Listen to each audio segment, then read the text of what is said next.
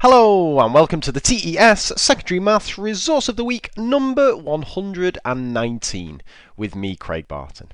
Now, I've spoken many times over the years and written about my response to what I say when students ask me, when will we ever use this in real life, sir?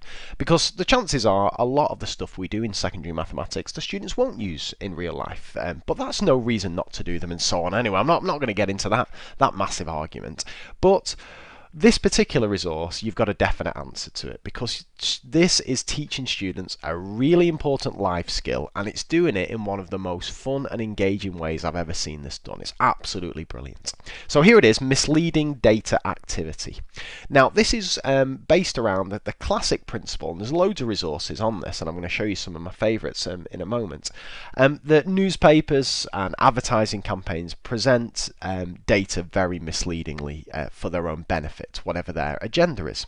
And indeed, before doing this resource, doing this activity, I'd strongly suggest having a look at the two other TES activities that I've linked to in the resource of the week description, and also I'll show you them here. So there's this one here, misleading graphs, which is an excellent one, which looks at different graphs that have been taken from newspapers and gets students to discuss why they're misleading and why they've drawn them that way. And also a second one, misleading graphs data interpretation, which is from me, which again is an oldie but hopefully still a goodie, which has lots of examples of misleading pie charts and so on. So I'd be tempted just to spend 10-15 minutes showing those to students, just so that they get the idea of what a misleading graph is and why some graphs are misleading. And then you can crack on with this activity. And it's such a lovely setup. There are 4 different products. There's bread, cereal bar, cereal, and an energy drink. And for each one, students have got to try and come up with some kind of advertising campaign involving a statistical diagram which shows why their product is better than a competitor's. So I'll show you the bread one. So here's the task sheet for the students. Very, very simple. So there's the outline of the tasks. This is the nutritional value of their product, in this case bread, and this is the nutritional value of a competitor's product, in this case good for you. And students have got to create some charts or pie charts or bar charts and a little advertising campaign about why their bread's better. And again, if we have a look at the cereal bar, again same kind of task outline. There's their cereal bar, there's the competitor's cereal bar.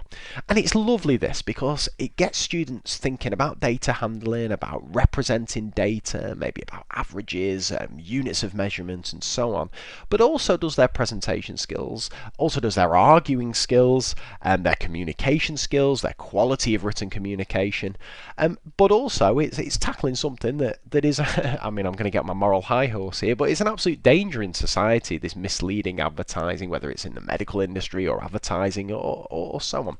So I just think this is a wonderful, fun, engaging resource. But as I say, I'd open it up with just linking back to one of those other TES resources that I showed you just at the start. But I think your students will have an absolute ball with this. I did it with my year 9s. And I got them to present their findings at the end. Now sometimes that can go one or two ways. So I limited them to a 3-minute presentation, and I got them they had to fit all their information onto a single slide. So essentially they were doing a poster in PowerPoint, but they could either hand create their diagrams, or they could do them on Excel or whatever they fancied. And it worked really, really, really well, and you can come up with some excellent stuff. So there you go. Misleading data activity, a really fun, engaging, and ultimately useful way of looking at stats and data representation. Hope you found that useful. If you like the resource, hop back onto this page and just leave a little review or a comment for the author, and I shall return with a fresh resource of the week next week. Take care, and bye for now.